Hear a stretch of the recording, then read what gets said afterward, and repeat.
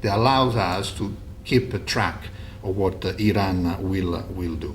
So we defended the non-proliferation system through action. This is a kind of example of our soft power. If we move to Ukraine, again, there's a principle of territorial integrity to address. I think the EU member states have again addressed the problem with, again, economic weight, sanctions, and with the political discussion, the Minsk agreement.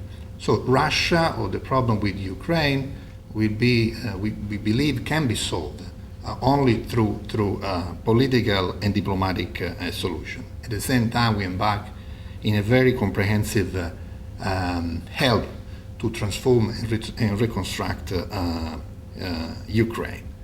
Maybe another example on a global scale, climate change is a question that is addressing all of us, and the EU has taken a very, very important measure. We have committed to reduce our greenhouse emission by 40% by 2020-2030, and the conference of the party in Paris starting on 30th of November is for us a landmark point to strike an agreement between all members to make a legally binding agreement. Again, the EU has taken a position.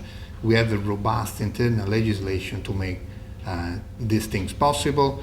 We have devoted quite a substantial part of our internal budget to pro-climate measures. We're working with all stakeholders, with New Zealand, with Australia, with the Pacific, with the African Union, all the stakeholders to make Paris a success.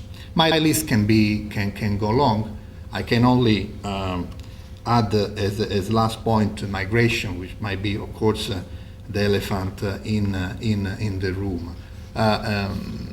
Migration is, we believe, is a global challenge. If you sum all the people who are migrants or internally displaced persons, you arrive to the record and striking number of 60 million people. If they put all this in a country, it would be 60 million people country.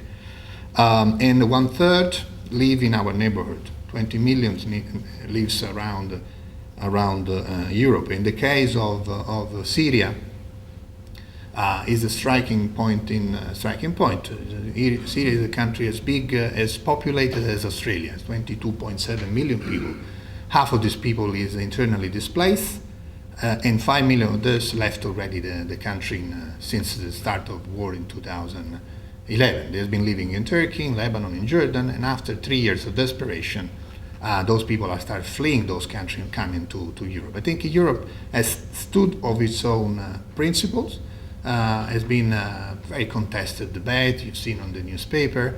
Certainly we have not believed that we could just shut the door and think the problems remain outside. So we have welcomed those refugees. At the same time, we are embarking into a very important political process, again, to try to solve the root of this cause with the encouraging talks in Vienna.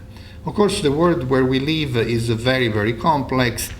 We are not naive. We believe, again, on terrorism. Our borders should be secure, but not at the expenses of altering what has been another achievement like Schengen. So you don't have to throw, I don't know how to say in English, to throw the baby with the dirty water. I mean, we have to keep Schengen alive, but we have to make our border secure, because it's absolutely normal that any union or the union, which is the European, has to have a control on its external borders. So all these elements has put a reflection in motion.